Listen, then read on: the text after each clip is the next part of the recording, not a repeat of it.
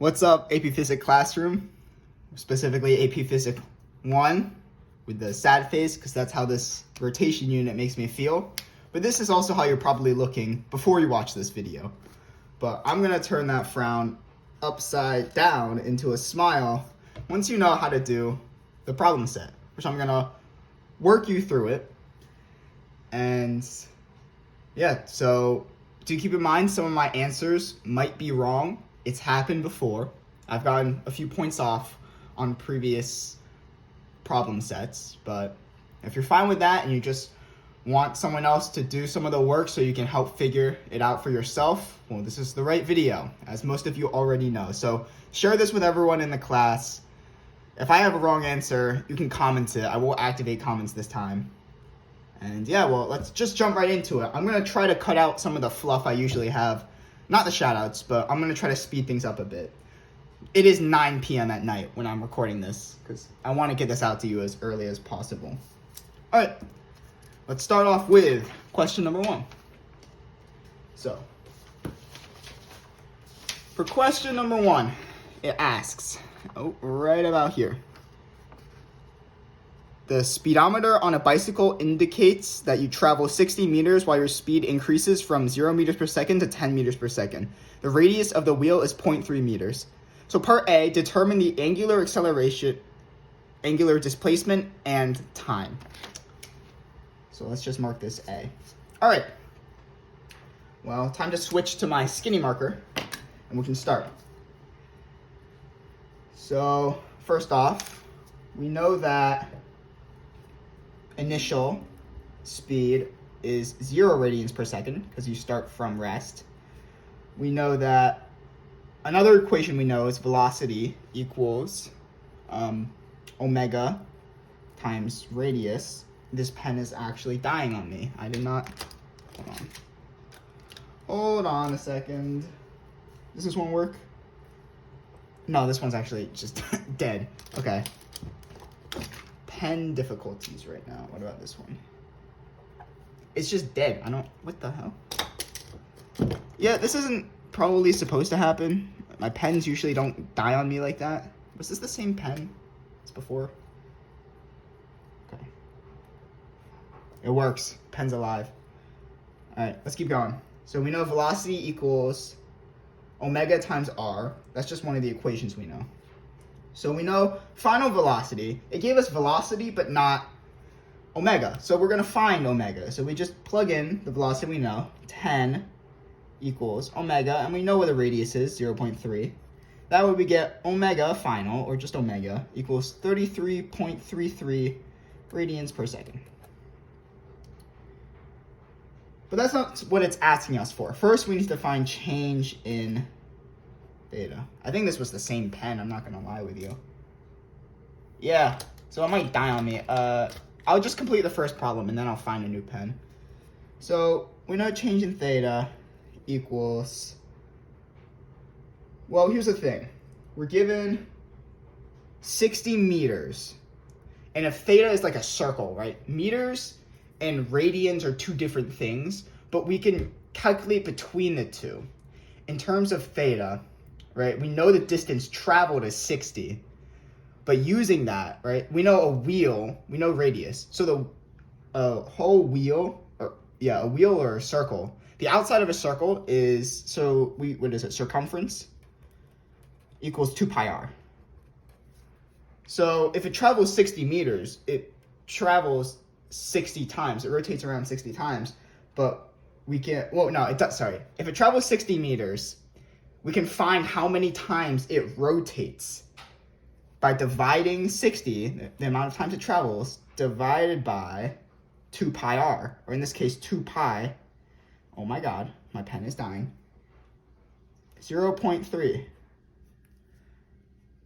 And that equals, right, because this is how much we traveled, and this is the circumference, so we can find out how many times it's rotated. 31.83 revolutions. So this is revolutions, and that's great, but we need radians. So let's convert revolutions to radians. So to convert revolutions to radians, well, there's 2 pi radians in every revolution. So if we just draw this, you've probably seen this before in like AP. Oh my God. AP Chem or Honors Chem or just Chem in general. Any science really. The conversion charts. So 31.83 revolutions, 2 pi radians in 1 revolution. And cancel this out, and we get approximately 200 radians. Holy. Let's box this bad boy in. Now, give me a second. I gotta find a working pen that kind of shows up. Can I use this Sharpie? Does this work? Yes, Sharpie works. All right. See, this pen no longer works. It's as dead as your dreams to get a good grade on this test, huh? That was probably more personal to some of you than it was others. Yeah, so this is your test grade. Dead. All right, let's move on. I'm trying to save it. Let's go. That's one part of the answer. That's our angular displacement, 200 radians. Now we need to find that's our angular displacement. Now we need to find angular acceleration. In this one, we're going to use good old kinematics. But it's not just kinematics, it's rotational kinematics. Same formulas, different variables. So we know that we're going to use this one. Omega final squared equals omega naught squared plus 2 alpha change in theta. Well, how convenient. We just calculated change in theta. So we use that in this. So we know everything we need to solve. 33.33 squared equals, it's W naught, it's 0, right? It starts from rest. We don't need to really translate that. If velocity is 0, omega is going to be 0. It's not moving at all. Squared plus 2 alpha, and change in theta we know is 200 because that's just what we got. Factor all of this in and you get alpha equals 2.78 radians per second squared, right? And use your big black marker to box this boy in. And there we go. All right, now we're gonna move on. This is all still part A. It's big part A. So we're gonna use kinematics again. I'm gonna underline it twice. Use it again. Now we're gonna solve for t. When we know A, or alpha, so we can find t. And we'll use this equation.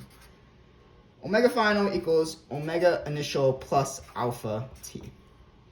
We know everything here, right? 33.33 equals 0 plus 2.78 times unknown variable. Just solve for t. We get t equals approximately 12 seconds. Alrighty. Well, that's great. Box this in too.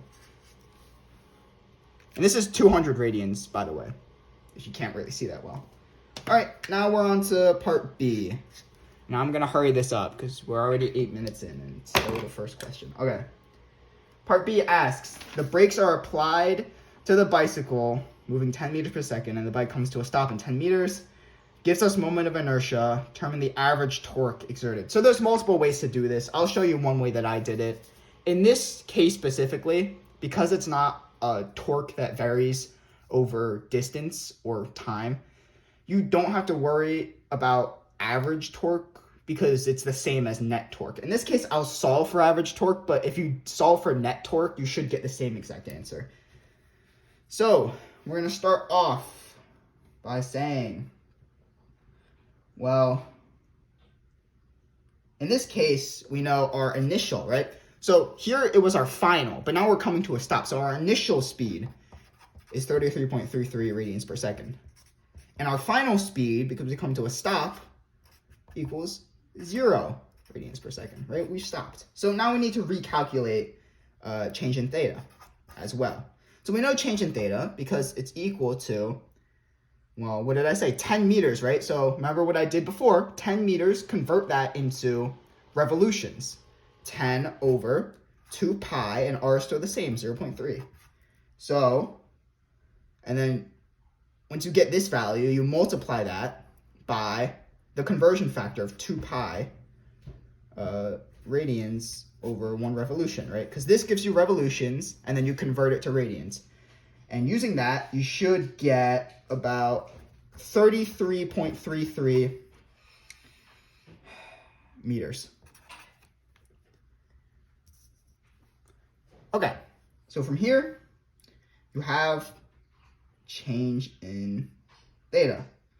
And the reason why I want to change in theta is I want to use the work equation, where rotational work equals average torque, which we're trying to find, times change in theta. So we know change in theta now, which is great, but we don't know the rotational work because we need both of these to find the average torque. So let's find it. And we're going to use energy for this one. So this is going to be an energy thing. Again, just a tip. I like identifying the type of problem when I do it. So that way it can help me think of the equations that I need. So I'm going to identify this as energy, right? So we know kinetic initial equals kinetic final plus the work that was done. The initial kinetic energy equals the final kinetic energy plus the work. So we can solve for, and remember our kinetic energy, or kinetic rotational, I should say, equations are 1/2 iota omega squared. So let's work with this.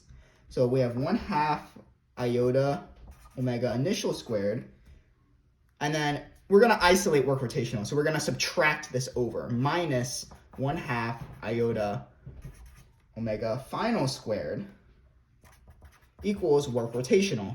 Well, omega final is 0, so that's 0.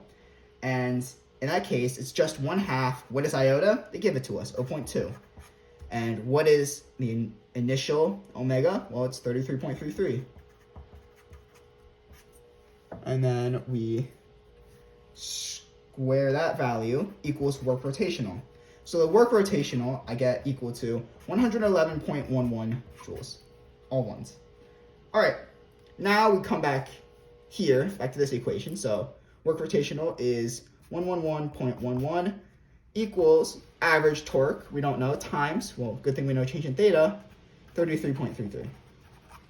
And then we solve, and I get average torque equals 3.33, and the unit for torque is Newton, oh my God, Newton meters.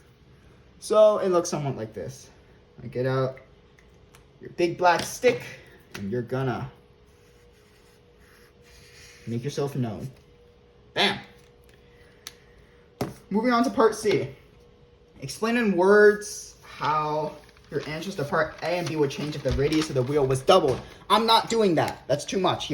Here's, all right, wait, okay, hold on. I'm gonna explain it conceptually, but I'm not gonna write it out, and I'll show you what I have on my problem set. So if we doubled radius, if radius is doubled here, what does that do to, first off, angular displacement? Well, if angular displacement, we calculated it here, this is radius, 0.3. If we double that, we're gonna half our angular displacement. So angular displacement is halved. Angular acceleration, what happens to angular acceleration? And we're looking at this problem, right? So radius, angular displacement is halved because we have 0.6 instead of 0.3 here. What happens to acceleration? Well, angular acceleration would also be half because we have half of this. And then if we have half of it and we divide it over, angular acceleration would also be halved, and the time that it takes to stop, right? So the time it takes to stop would be the same, because if this is halved, and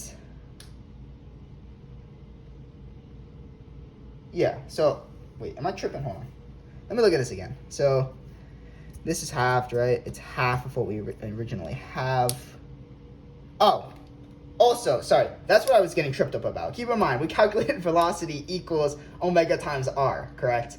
But again, r is in this calculation, so we need to factor in this r too. I got tripped up on that as well, right? We need to factor it in here, right? So that means that our final is actually halved too. So this is halved along with angular displacement. So our omega final is also halved. So then we take that omega final And when we put it into this equation, right, half of omega final and half of, essentially omega final squared and half of this. If we calculate it out using the values, we get A is half of what it originally was, or alpha is half of what it originally was. So angular acceleration is halved. Time it takes, well, if this is halved and this is halved, and you divide these values and they're just a half of each other, you're going to get the same time. So time stays the same. For part B, we're going to look at the net torque. Okay, part B, again, change in theta is halved, but so is the initial. This is halved because, again, we solve for it using this equation up here. V equals not R, if R is doubled, this is halved, and this is halved. So what does that do for T? Well, it's interesting because we use iota here, 1/2 mr squared, and then this iota is also halved here. So you got to factor this in mind too, and it's halved squared. So that squares the half, technically it makes that fourth of what this value originally was. And you have half the initial change in theta, and if you do the math you can, but what I got, and just check with me, I got that average torque would be halved.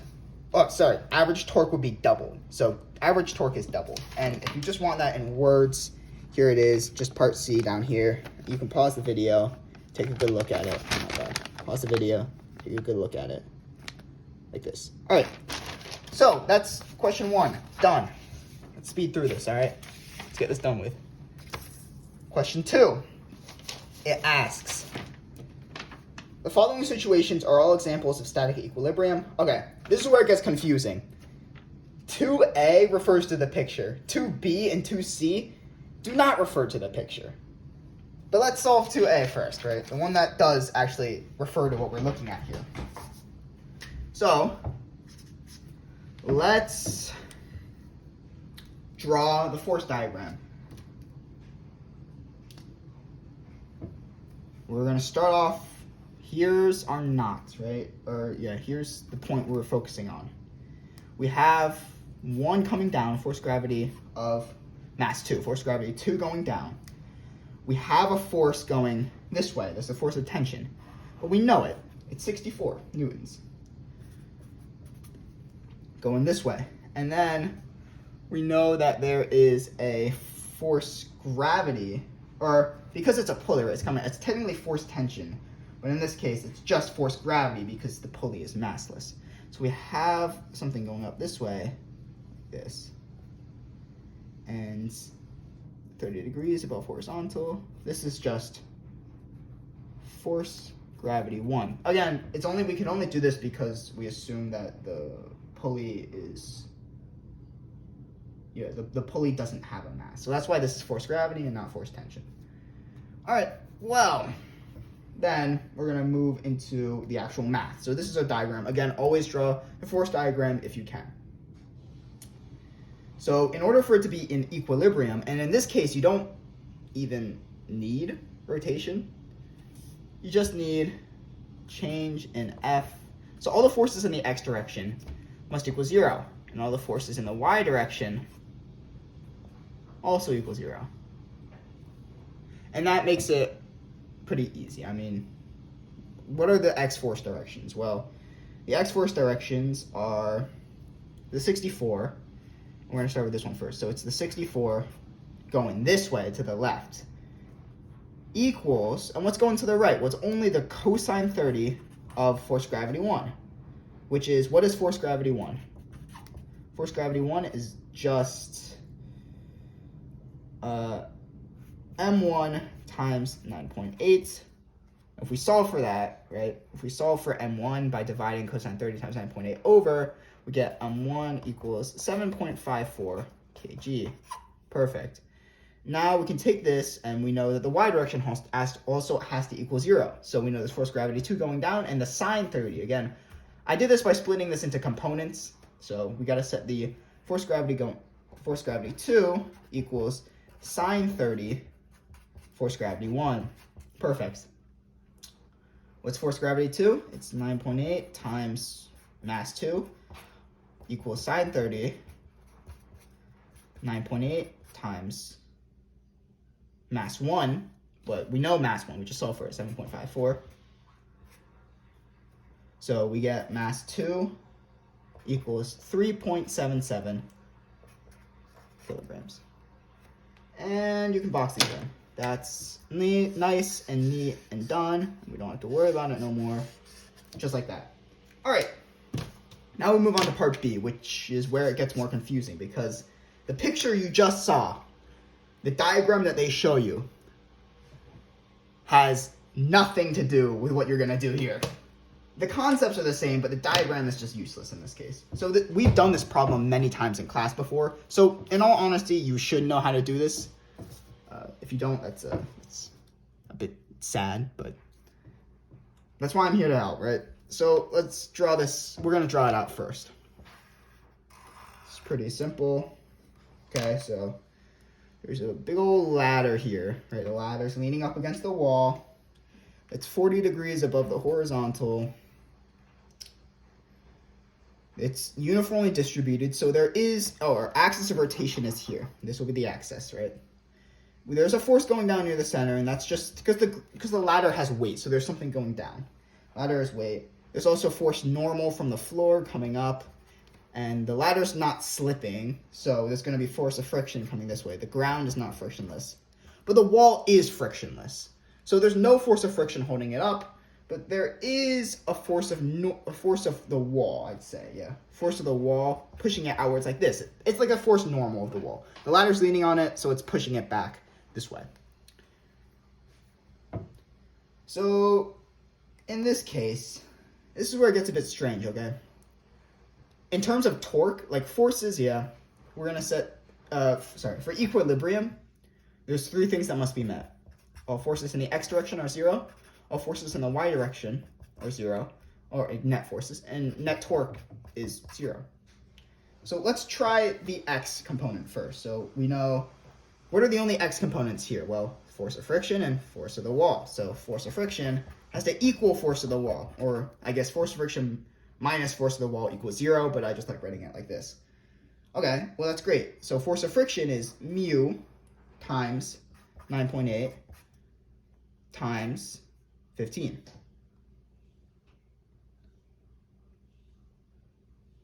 Force of friction times, equals the force of the wall. Because again, what is force of friction? Well, force of friction is just, sorry. I got ahead of myself there. Yeah, don't write that. Force of friction is mu force of normal equals force of the wall. We're going to have to solve for force of normal. Right? Well, that's great. This is a dead end. We don't know force of the wall, and we don't know anything else. Let's move on to so that was our x. This is our x. Let's move on to the y. So the y direction, force of normal equals the force of gravity of the ladder. Well, I mean, it's pretty simple, right? Force of normal equals 9.8 times 15. Right? So that's where I got caught up, right? I was speeding ahead. So force of normal equals this. We plug it back in. Mu times 9.8 times 15 equals force of the wall. So we just need to find force of the wall to find mu, which we're trying to find. But we don't know force of the wall. So we have to resort to our last card, torque. Both of these forces can be ignored because they're at the axis of rotation. Right? Again, forces at the axis of rotation apply no torque. But these 2 forces can't. And another interesting thing about torque is it has to be applied perpendicular to whatever you're turning. This is great, but it's not perpendicular to the ladder, and so is the force of gravity. So we got to find the perpendicular components. So force of gravity perpendicularly to this is like this. This component of force of gravity only, right? It's the components of them. And this component is 50 degrees. And we did that by, if you want to know how I did that, it's a Pythagorean triangle, 40, 90, and so that says 50. So 50 degrees. And again, these are sine components, right? And this also means that we're going to have a component like this.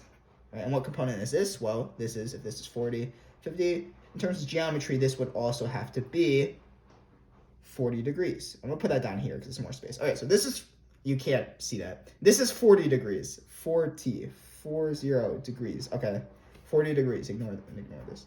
This is 40 degrees. This is 50 degrees. So let's set net torque equal to 0, or set the torques equal to each other. Well, this force applied by the wall is trying to push the ladder this way, right? It's trying to rotate it counterclockwise. But the force of gravity is trying to rotate it clockwise. So they have to be equal to each other to cancel out.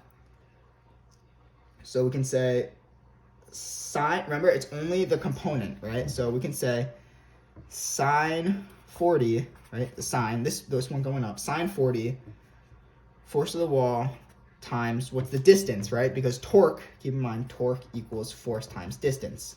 We need to know the distance, or they like to say L, right? L, the distance from the axis of rotation. We know how long the ladder is, though. The ladder's 3 meters in length. So this occurs all the way at the end, so it's times 3. And that has to equal the sine, I'm going to write it down here just because there's more space, but it has to equal sine of 50. Basically, this component of force of gravity, trying to turn it this way, sine 50, force of gravity of the ladder times the distance. But it's uniformly distributed, it's center of mass. If the ladder's 3 meters, that means that it's located 1.5 meters. It's halfway. It's uniformly distributed. So 1.5, that's the distance from the axis of rotation. And we know force of gravity of the ladder. It's 9.8 times 15. So if you solve for all that, you get the force of the wall equal to be 87.59 newtons. Great.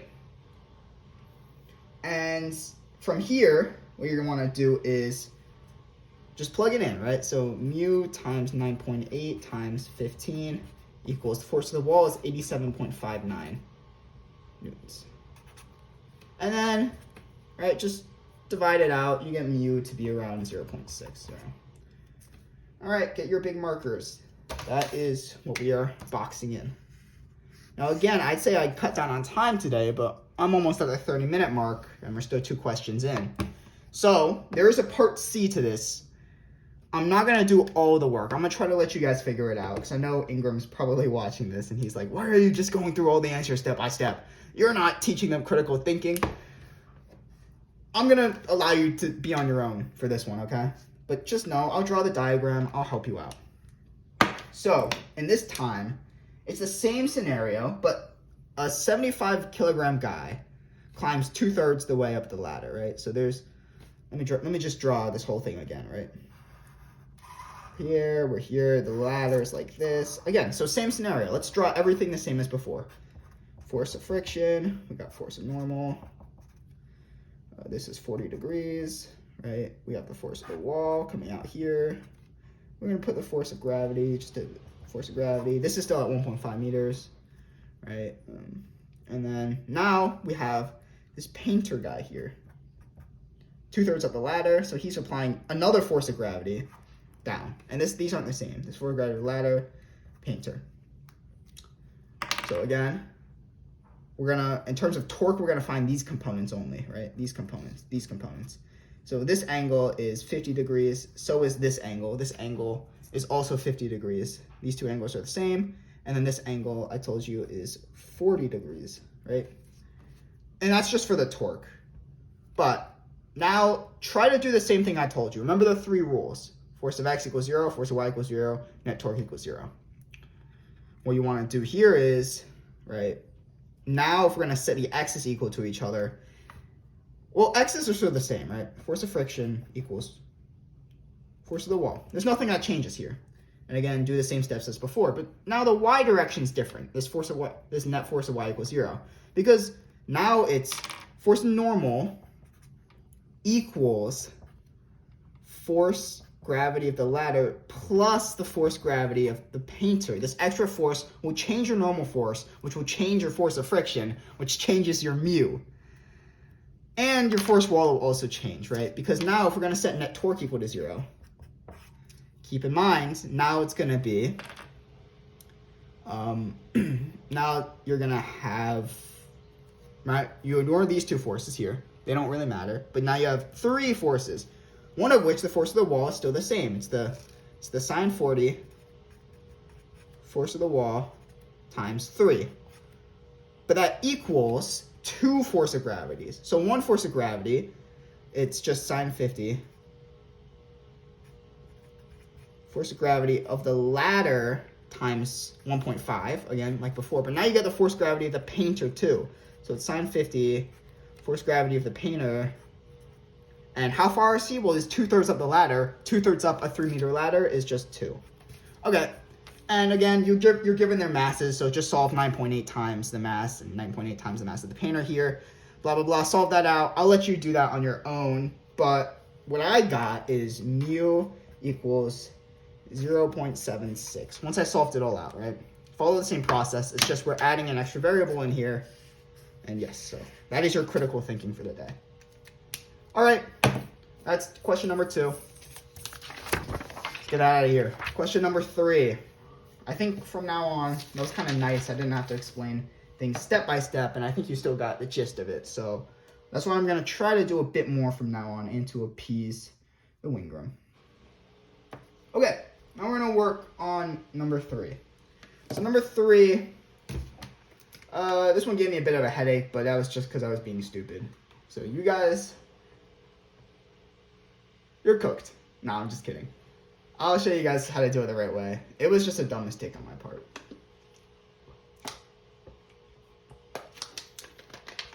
All right, let's get this started. 3, I mean, I don't need to tell you much. It tells you everything in the diagram shown, but it asks you to draw a force diagram. So let's get started. Block 1 and block 2, self-explanatory, right? Just part A is pretty explanatory. We have mass 1. What is mass 1 doing? Well, it's lighter, so there's a pretty big force of tension coming up here. Tension 1. And there's a force of gravity, of course, going down. Block 2 has same thing. Force of gravity going down. And a tinier force of tension going up. Okay, and then let's look at the pulleys. So I would just draw like this. Big circle. Kind of like a donut. But basically, in terms of this, we have, and what's going down here? I made the mistake here, okay? I made a mistake here saying that this was force gravity, but it's not true. It's a pulley, it's not massless. We can't assume that it's just force of gravity going down. Instead, it's force of tension. Force of tension 1, and then force of tension 2. Okay. Now that we have this, remember, it's force of tension going down. That's what's causing this rotation. Or, yeah, the rotation. Okay, so this is great. And this is our center. So our axis of rotation right there. Kind of looks like an eyeball. Let's move on to part B. So, write a true statement comparing the torque caused by mass 1 to the torque caused by mass 2. And I'm sorry if I'm rambling on, or I'm kind of going insane or making a lot of mistakes. It's 9:30 at night. I'm tired. I want to sleep. But I can't because I got to get this video out to y'all. So, you're welcome. I'm putting in the overtime hours. Not getting paid on this. Alright, so let's write the true statement. Well, if we know that torque equals force times length, right? Force times length, in this case, it's a circle. So length, in this case, is just R. It's just R. Force times radius. If both the force of, because this weight's heavier, right? If both the force of M2 and it has a bigger radius, so this is both greater and this is both greater, I think it's pretty fair to say that the torque of 2 is greater than the torque of 1. Torque of 1. Oh my god. Torque of, that's a 1. Hell. That's a 1. Alright, the torque of 2 is greater than the torque of 1. That's fair to say because, again, both the radius and the force is going to be bigger. And if you want to explain that, here's what I said. Just copy this, right? No, don't copy it. Wingram says don't copy, right? But just making sure that you're staying on track here, right?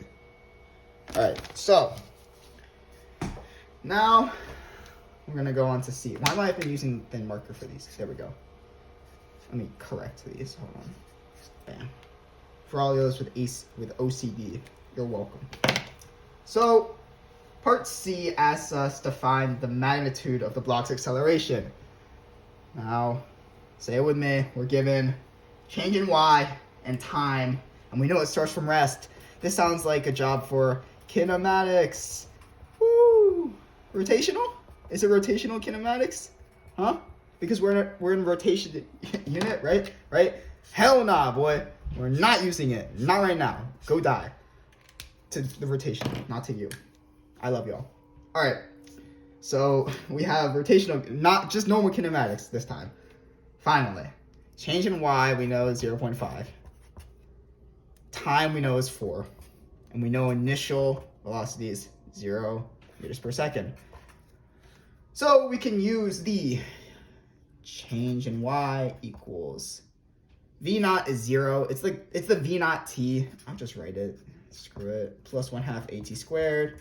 Woo, v naught t is 0. We can cross that out. 0.5 equals 1/2 a 4 squared. Solve that. If I have to solve that for you, that's kind of sad. 0.0625 meters per second squared. Nice. That's your answer. I don't care if I'm wrong. It's late at night. I don't want to do this again, right? Just trust me. I know some of the answers. All right. D. Shit, I opened my marker backwards. Can I say shit on camera? I don't know. All right. D. Determine the total rotational inertia of the pulley. Both cylinders. Okay.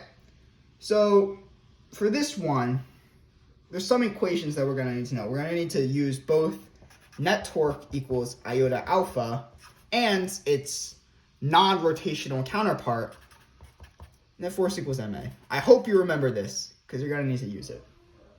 So first off, what we're going to do is we're going to find just the net forces of each of them, right? Because if we're going to try to solve net torque, well, net torque also, in this case, equals the force of tension 2 times radius 2 minus the force of tension 1 times the radius 1, right? It's this minus this because they're going in opposite directions. Net torque is this minus this. They're rotating the pulley in different directions. Okay. Moving on. We know radiuses. We don't know force of tension. We're going to have to use this to solve for force of tension. So we have, for the first one, we're going to look at M1 first, right? M1, like in a video game. M1 first. Well, if net force equals Ma, I'm going to divide it like this, okay? So if net force equals Ma, for this one, because it's going to go up, right? The acceleration, it's good to point out, acceleration is down for this guy. Sorry, not for this guy. For this guy, acceleration is down. For this guy, acceleration's up. Why is my marker darker? I'm going crazy. I thought my marker was darker than before. I'm actually going insane. Alpha is going this way. So this video might be the most schizophrenic video I've ever made. I'm just going to be talking random stuff throughout this entire thing. Just keep up, all right? Keep your head in the game and we'll be fine. All right, first one. What's net force? It's force of tension 1 minus force of gravity 1 equals M1 times acceleration.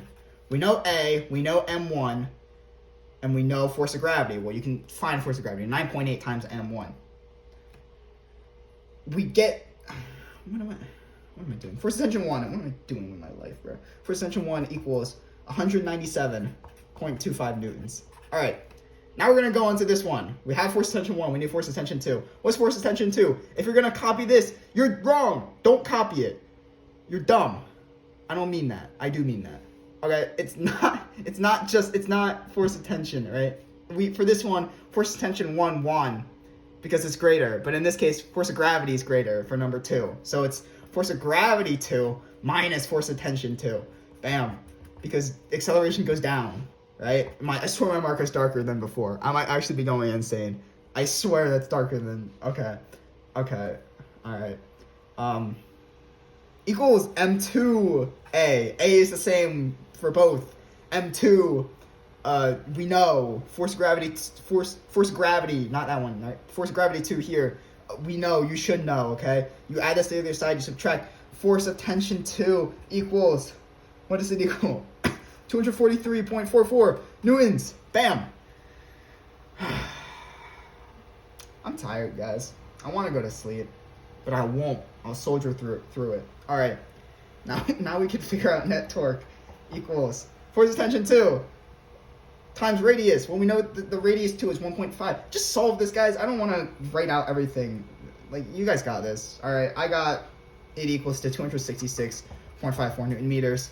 Right. Force of tension 2 is here. Force of tension 1 is here. We know radiuses. We know the radius of the second one, right? The distance here. This 1.5, and then distance. This is a 0.5. That's how I got this answer. Oh my God. Woo. All right. Now we know this. So we have. Now we go back to this, right? So 266.54 equals iota alpha. What is alpha? Alpha equals A over R. We know A. What is R? R in this case will be 1.5. How do I know that? Because it's the thing of the big thing. What about the tiny r? I don't care, okay? I don't care. It's 1.5, trust me. Just trust. And it's 1.5. It's big R. All right, we solve.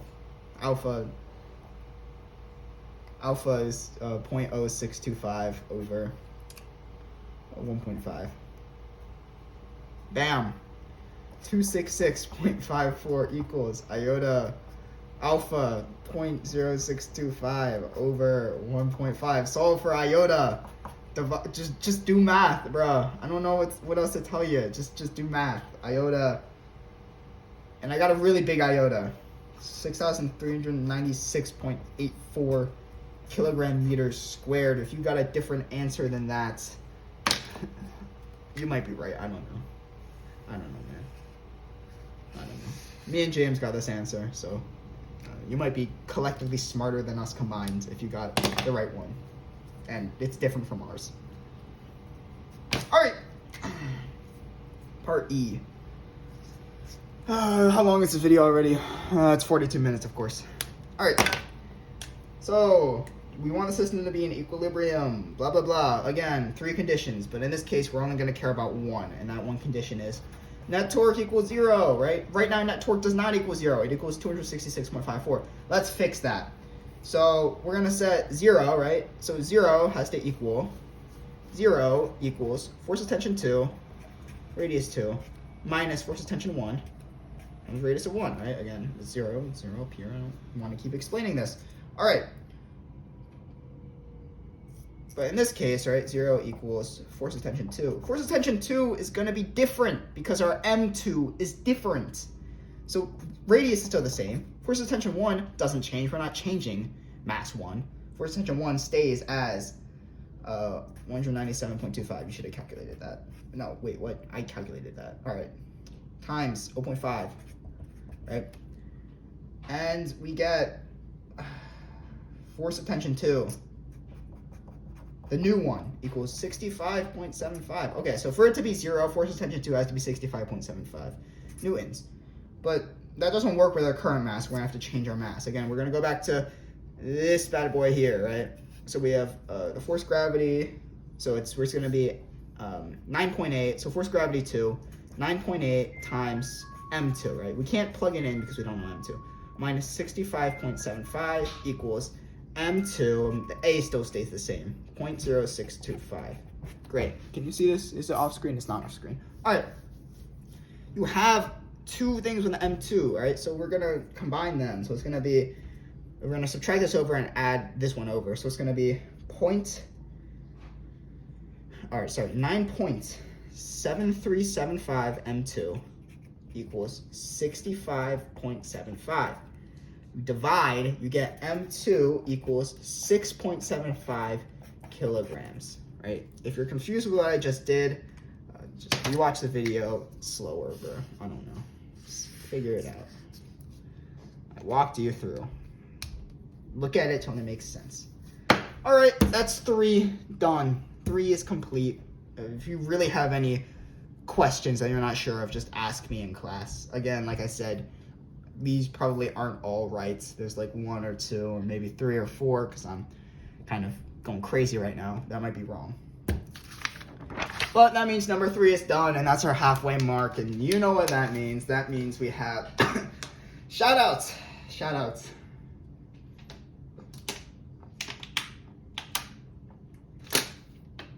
and an aggressive water drink. All right.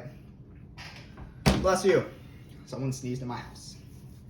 So, first off, and it's not really your regular shout out to Mr. Ingram, because he said he'd probably watch these videos. So, Mr. Ingram, if you're watching, I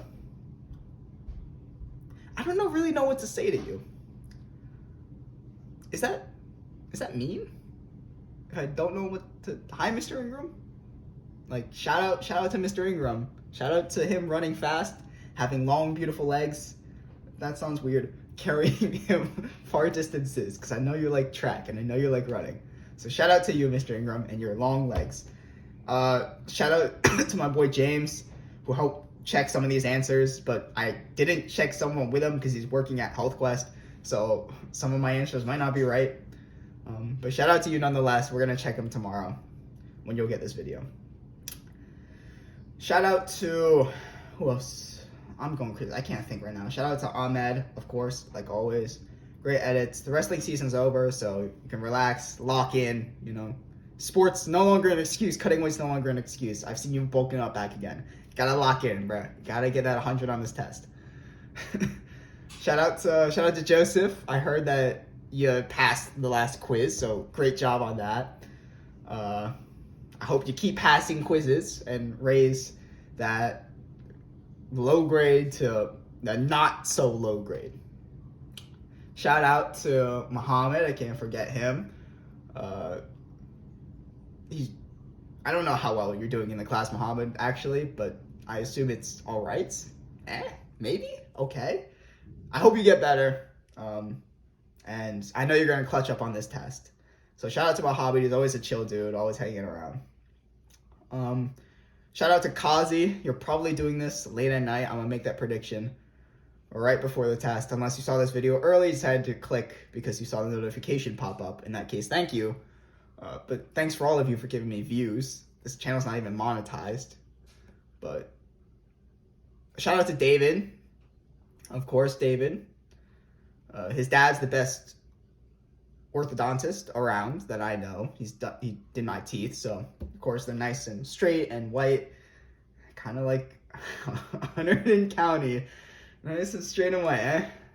Thanks, David, I guess. And David is gonna be the best skier around. I don't know what I'm saying, bro. I'm trying to fill in some space right now. Shout out to Evan, if you're watching this, Evan. Slim Chickens, as we call him. That's the story behind that. Don't ask how I came up with that name. Shout out to Ryan. Ryan, my future club leader, the guy who's gonna lead the dying club. Get more members who are juniors. Bring your friends to the next meeting. But shout out to you nonetheless. Who else? I don't want to... Shout out to Steve. I know Steve is probably watching this video, so great job in tennis, Steve. You're a great tennis guy, and you're literally a wall. I can't hit it over you. Every time I hit it, the tennis ball high, he just returns it, bro. He's like a skyscraper. Shout out to Carson. I know Carson might be watching these videos. Shout out to you. Seeing you in the gym at ElderQuest is always great. Always get a nice hello. Makes my exercise that much better. So shout out to Carson. Is that everyone? I feel like I'm missing a few people, and they're gonna feel sad. But if I did miss you, that's tough, man. I don't know what to tell you. That's tough. Yeah, enough yapping. Let's get on with this. Thanks for watching my videos, even if you kind of need to for the support.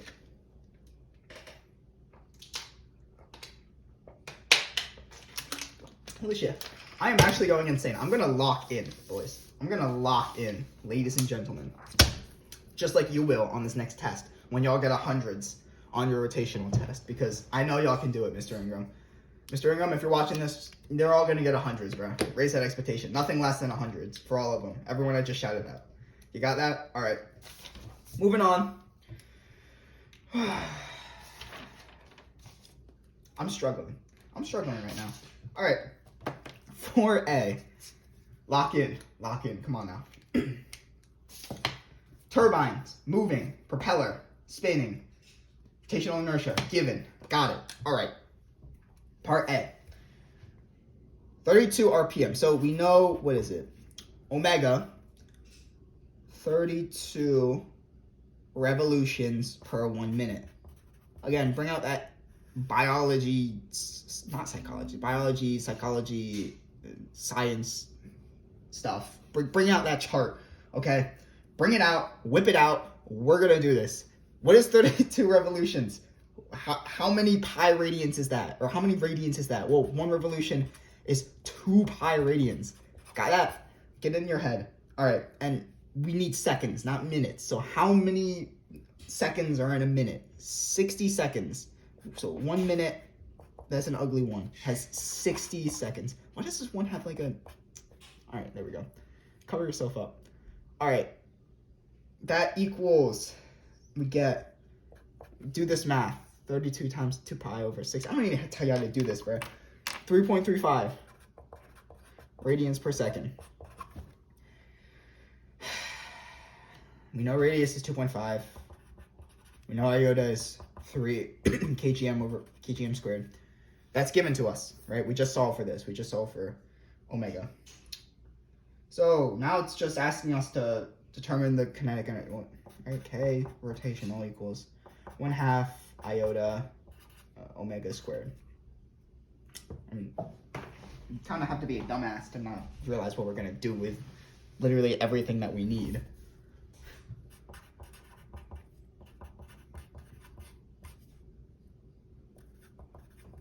Kind of like this. Equals 16.83 joules. Kaboom, kabam, kabam. That is what I call... What am I talking about, bro? What am I doing? Okay. 4A, that's your answer. Box that in. Now here's the thing. Wingram made a blunder. I don't know if it's stress or the fact that he just doesn't like us or the fact that he probably dreams of punching us every... I probably shouldn't say that.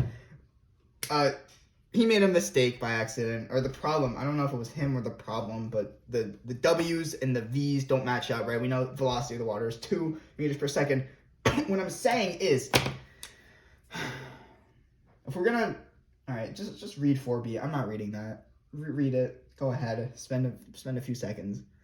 Some of y'all are probably listening to this on 2 times speed. I know Ahmed said he does, so it probably sounds even more incoherent, the stuff I'm talking about right now. At least, hopefully the video is entertaining, bro. It's drained me of my mental sanity. Hopefully it's entertaining for y'all. So, we know that omega is V over R, and we have this equation here, right? K equals 1/2 omega squared. Okay. But if we're gonna double K, right? If we're gonna double K, we're gonna multiply this by 2. We're gonna have to double, what do we do to V, right? So it's 2K equals 1/2 iota V over R squared. Well, we're gonna have to double V, but if we double V, we're gonna do it by 4 times, right? If we just do 2V, it's gonna be 4K because it's squared. So instead you have to multiply V by root 2. You increase V by a factor of root 2, because, right? Because if it's root 2V, right? Yeah, it's root 2 here, guys. It's root, oh my god. All right, root 2V squared over R squared, right, is 2. Root 2 squared is root 2 times 2, root 2 is 2, and then we'll double this. Bam. So, just read. You illiterate fools, just read, okay? Right. Read. Like that. Increase the initial velocity by a factor of root 2, because when root 2 is squared, you get 2, and then you can double kinetic energy, right? It's simple. It's like, that's how math works. All right, moving on. So this part C, I know you don't care, but I'm going to tell a funny story regardless. Part C, I was tripping on balls. Can I say that? This isn't an educational video anymore. This is just a madman going crazy. All right, I was tripping real hard on this. I didn't know what I was doing, but now I know. that was not a story.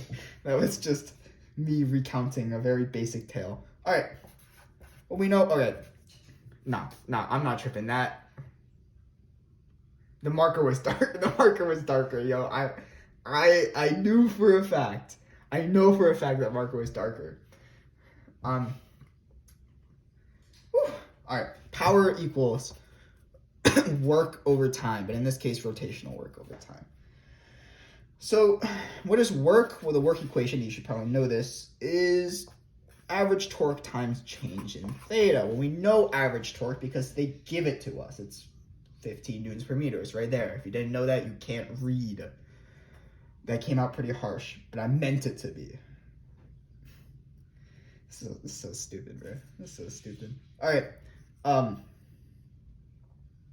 Well, we know omega is 3.35 radians per second. So if you weren't dumb like me, 3.35 radians in a second, that means change in theta is 3.35 radians when time equals 1 second. Wow. You see how smart I can be sometimes? So work rotational equals average 15 times change in theta. It's 3.35. And that equals 50.25 joules. So, right, we have the work rotational 50.25, and we know our time. Why did I write this out? What? It's 1, right? If it spins in 1 second, then our time is 1. Then average power is just 50.25 watts, right? Not joules, it's watts. I had to look it up, I forgot, right? Oh, gotta get the big black stick out here. It's bold in it, right? Everything's better when it's bigger and it's blacker. That's what I say. All right. Fuck me, bro. Holy. All right, moving on. 4D. Okay, so this one I got a really big answer for. So it's basically 100% efficient. Determine the energy that the turbine provides in 1 day. So we know that it rotates 32 revolutions, right, in 1 minute. Oh my God. In 1 minute. Draw a long line. You're gonna need this large conversion factor. We want radians, 2 pi radians for 1 revolution. But now we got to convert this to a day, right? Because this is in a minute. We want a day. Well, why am I doing this? It's obvious. There's 60 minutes in an hour, right? There's 24 hours in a day.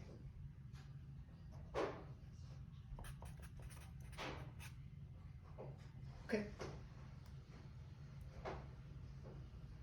And if you multiply that all out, 32 times 2 pi times 60 times 24, you get about a W of, or not W, an omega of 289,529.179 radians per day. But that's not your answer. That's just this, right? Kinetic energy. What is kinetic energy? It's up here, you dimwit. It's up here. Equals 1/2 times... what's iota? Iota is still 3, it doesn't change, times this big number, because it's W, it's omega, not W, it's omega squared. But this is also your electrical energy, because electrical is the same as kinetic, right? It's 100% efficient. It's the same. Solve this big ass number and you get 1.26 times 10 to the 11th joules of energy per day. You didn't need to say that, but you didn't need that, all right? Just, oh my God, just do this, okay? Just do this. I'm tired. I've said that too many times. This is your answer. Oh wait, I'm not supposed to give answers. Oops, oopsie. All right, we're moving on. Number 5. Holy, that's a lot of work for number 5. I don't know if I want to do. All right. I'm gonna drink some water real quick. How long is this video? It's been an hour. That's why I'm going insane. That's why. Oh my god, I wish I could live life on 2 times speed, bro. Sometimes it hurts. It hurts doing good. I don't know if this is good.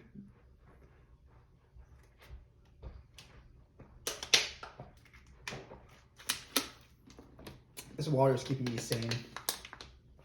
Or it's failing me. I don't know. Oh my god. I gotta stretch. Hold on.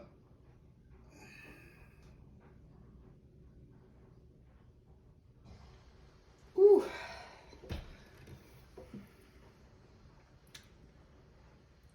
You ever just like sometimes like work on a video for a problem set and then contemplate like what is it all for? Like aren't we all just creatures on a big ass rock, like floating in space?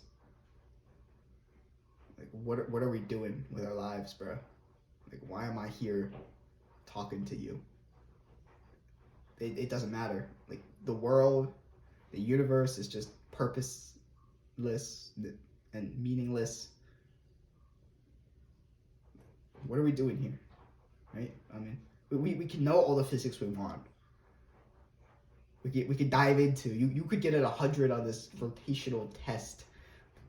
That won't test how happy you are. That won't test how much difference you've made in your life. Huh? Just because I get at 100, I could still be down bad, right? So like, number five. A. Ah.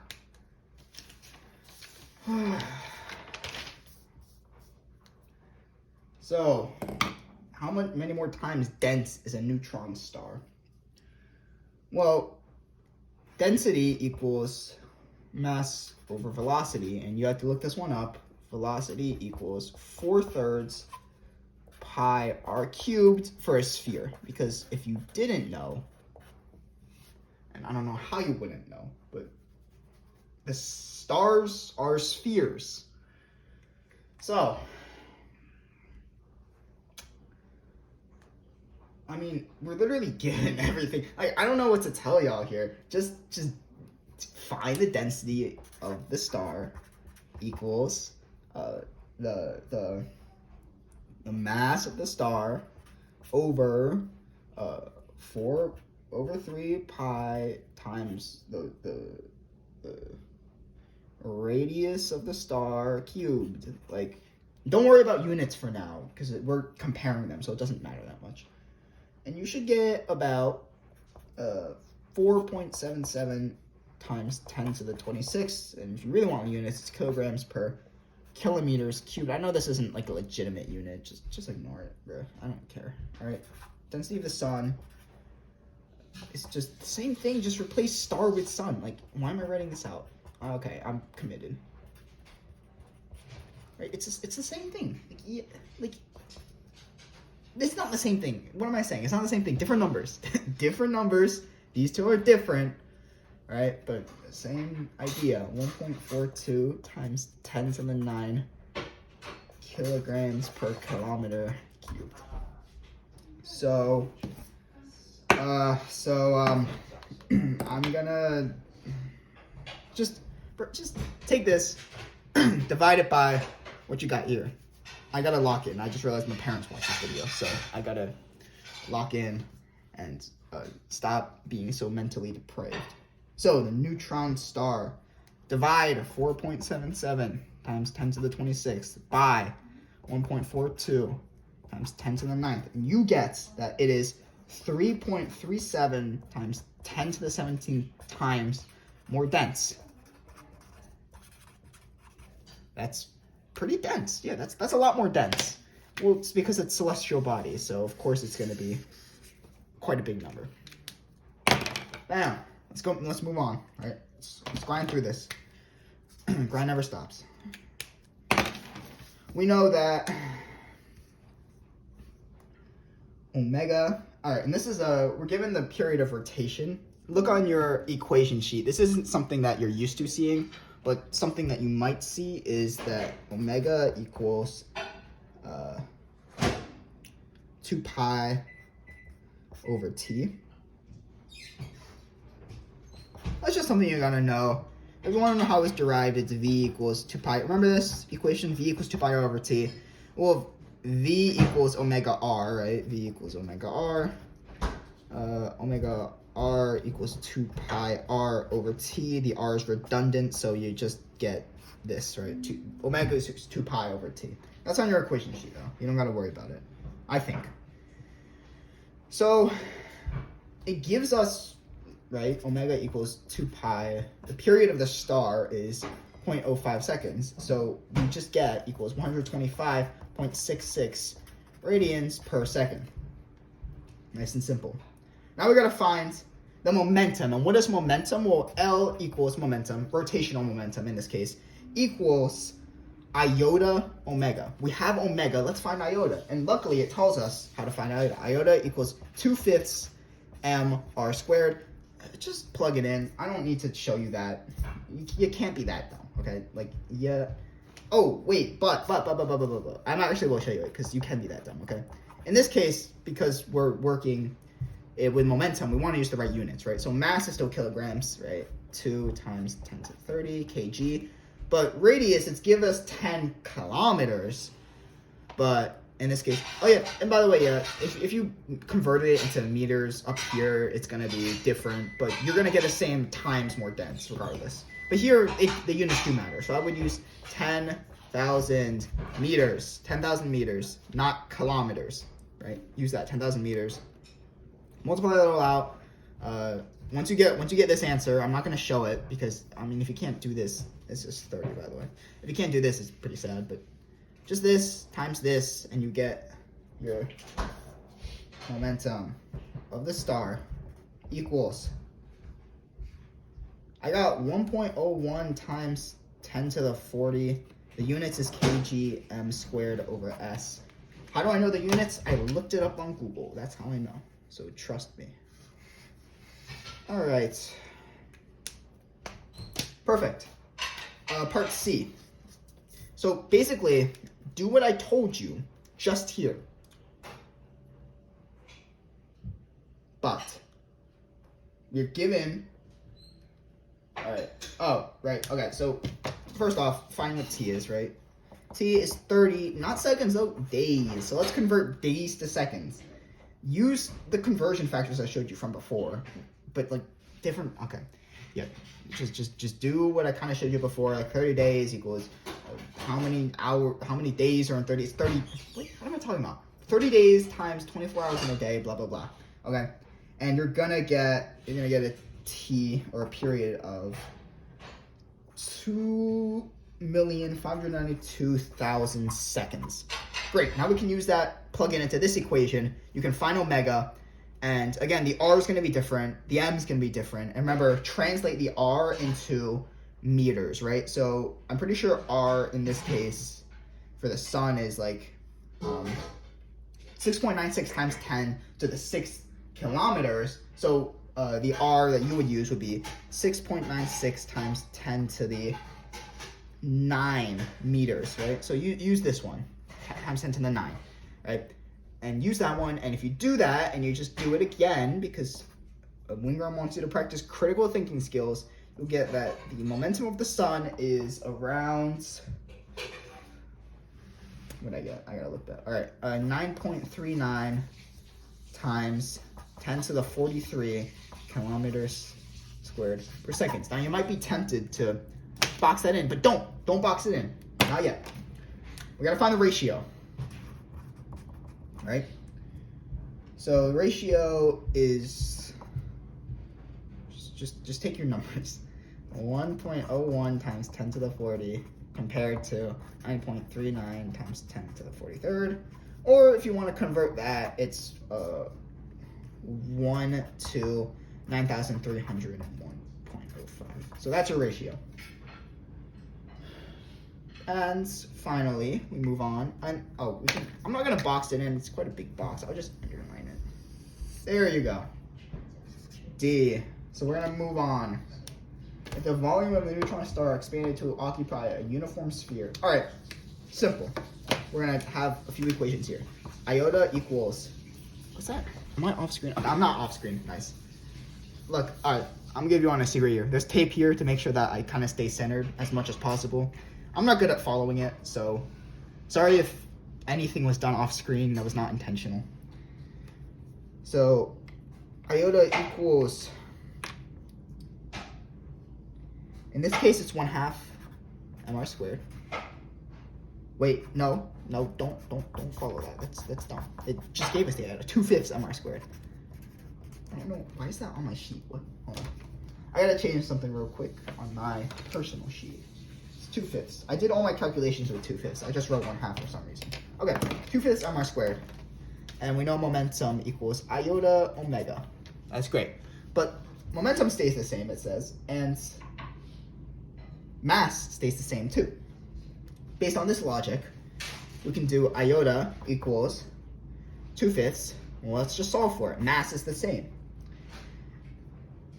2 times 10 to the 30. What is R? Well, we're given it, luckily. R is 1.4, and it's given in meters. We don't need to change anything. Squared. Then we find iota using what we're given. And what you should get is iota equals 1.568 times 10 to the 46th kgm squared.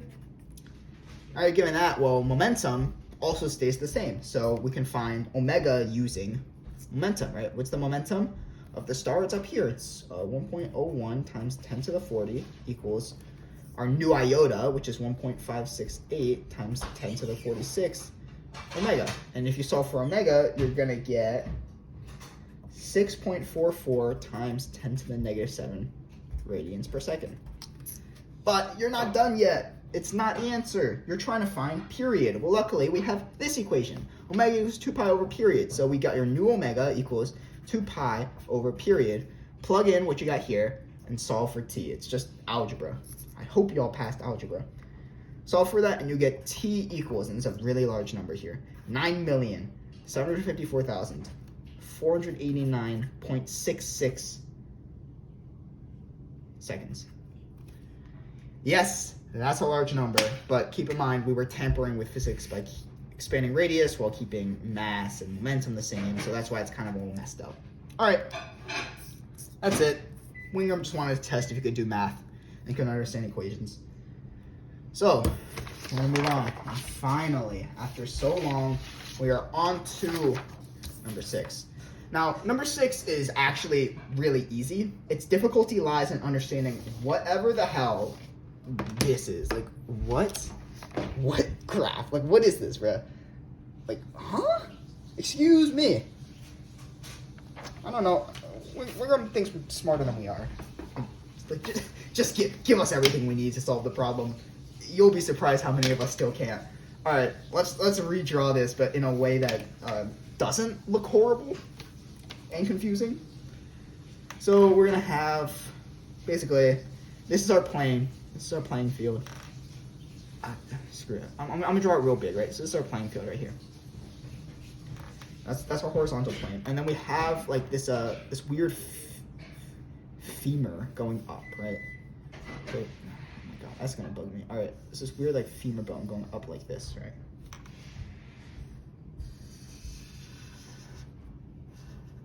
Right. Okay. Weird. There's this bone here. Okay. Now that we have this, I'm gonna use a smaller marker. Okay. Somewhere around here, there's the weird like thing that you put, the symbol on the graph, and this is center of mass, right? So this is where we have a force of gravity going down at the center of mass, and we also have a force. We also have a force of the iliopsoas going this way, okay? And it's coming from like this. They said it's that wasn't drawn well, but they claimed it to be horizontal. So it's kind of going this way, but the femur bone's the one we care about, so it's not really horizontal. This is 15 degrees down here. This force of I, the thing we're trying to find. So, now that we have this, we know the distance, right, between, oh, by the way, I forgot. I forgot the axis of rotation. It's right here. Okay, so we know that the distance from here to here is 0.1 meters, and the distance from here all the way to here is 0.45 meters. Now that we have that, what we're gonna do is we're gonna find, basically, if it's not moving, right, equilibrium, that should set off things in your brain. The one that really matters here is net torque equals 0. So again, like I said, it's only perpendicular forces. So unfortunately, we're gonna have to find forces perpendicular. Well, luckily, this one's not too hard, right? This one is just sine of 15, right? The force, it's like this, right? But here, it's also, force of gravity, it's a bit more difficult. It's gonna look like this. And if this is 15 degrees here, and you do the right triangle method I told you, this angle right here, 75 degrees. So basically, net torque equals sine 15, right? It's the one, so the force of the iliopsoas is trying to pull it this way, counterclockwise, yeah. But the force of gravity is trying to pull it clockwise. So we have the counterclockwise force of sine 15, right? Only the perpendicular part, force of I, times, what's the distance? It's 0.1, equals the other one, no, not equals. What am I talking about? See, I'm going crazy right now. Minus, okay? No, that looks like it times. I'm gonna black this out. Okay, ready to watch this. That's nothing. That's erased. So that's erased for sure. Minus, right? Because you're subtracting, because it's going the opposite direction, right? Don't actually put this black bar, please. Like, it'll look weird. All right, this is not meant to be here. Minus sine of 75, right? Just the perpendicular part. Force of gravity times, well, what's the distance? We know 0.45. Oh, that's tight squeeze right there. But we set this equal to 0, and we solve for force of I, because force of gravity, well, what is this? It's just m times 9.8, or mg. And we know m's given to us, m is 15 kilograms. So just solve for this. You should get, because again, this is set equal to 0, right? You should get force of I equals, because you add this over, then it's this equals this, divide everything, force of I equals 2,468.75 newtons. Bada bing, bada boom. Put that in a box.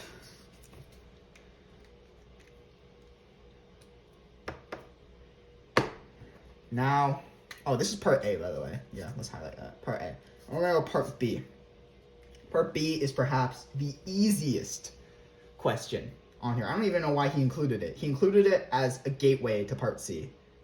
Like how like cigarettes is a gateway drug to heroin. Like I think Wingram included this problem to be a gateway. That was a really, that was a weird analogy. Let's keep going. So, we have iota equals, and it's given to us. It's a rod with uniform length on one end. And luckily for us, we have this good old thing right here. I don't know if you can see that, right? Yeah, you can see that. 1/3 out of a rod at the end, 1/3 ml squared. Luckily for us, we know, well, 1/3 is always 1/3, right? What's the mass? It's 15 kilograms. What's the length? Well, they give it to us, 1.2 squared. So that leaves us, we at 7.2 kgm squared. See, I don't lie to you. That was super easy. If you can't do that, I don't even know. All right, let's go on to C. So,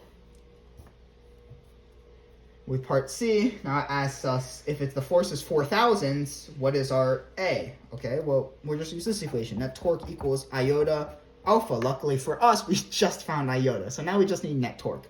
Well, we know net torque this time is not 0, but it equals sine of 15. It's the same equation as up here, but we can't say it's 0 now, right? We can't say that anymore. Sine of 15. But luckily for us, we know what force of the iliopsoas is. It's 4,000. It's given to us. 0.1 minus sine 75 FG, so whatever you calculated up there, 0.45, right? FG is M times the 15 times 9.8. I just don't feel like writing it. All right, and you get net torque to be about 39.63. You can see this right here. Let me move this a bit. 39.63 newtons. Great. Again, net torque 39.63 equals iota 7.2 alpha. And finally, after so damn long on this stupid problem set, you get alpha equals 5.5 radians per second squared. That, my friends, we pulled out the big black stick and we're gonna box that boy in. And that is, after losing my sanity and losing some sleep, that is the rotation problem set. All done, all worked through. Now, if you guys really wanted to, because you didn't want to keep up with my mumblings or you're low on time, here's just what I have. Don't copy because that's cheating. I don't endorse cheating on this channel. It's very bad. Hurts your health. You know, cheating has many side effects, like getting higher grades on tests. But you sacrifice your academic integrity. So what's really more important, huh? All right, that's it. If you wanted to pause to see it, I'll see y'all later. Look at this. Look at my hands, bro. This is the cost of a video. This is the hidden cost. This is what I'm sacrificing for y'all. Right? I mean, this one's not as bad. Look at this. It looks like I got, like, bruised up. This is what happens. This video is an hour and 20. I said this one would be shorter. It's not shorter. It's never shorter. I'm going insane. Have a nice day. Have a nice night. Have a nice afternoon, whenever you see this, okay? Because I know most of you are cramming this in, like, 2 hours before the problem set's due, okay? Do it quickly. That's all I have to say. I'll see y'all later. Adios. Bye. Get out of my face.